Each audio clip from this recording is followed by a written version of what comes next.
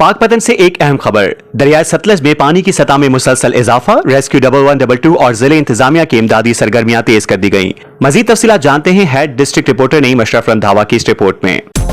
आज तक की वीडियोस देखने के लिए हमारा चैनल सब्सक्राइब कीजिए और बेल आइकन को क्लिक कीजिए ताकि आप हमारी आने वाली वीडियो से बाखबर रह सकें।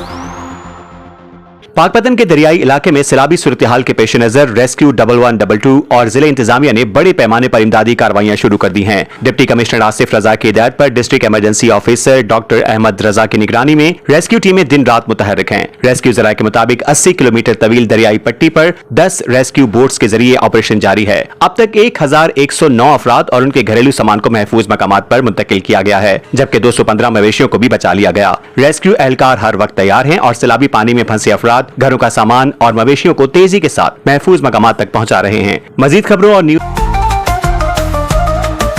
आज तक न्यूज, खबर सच के साथ।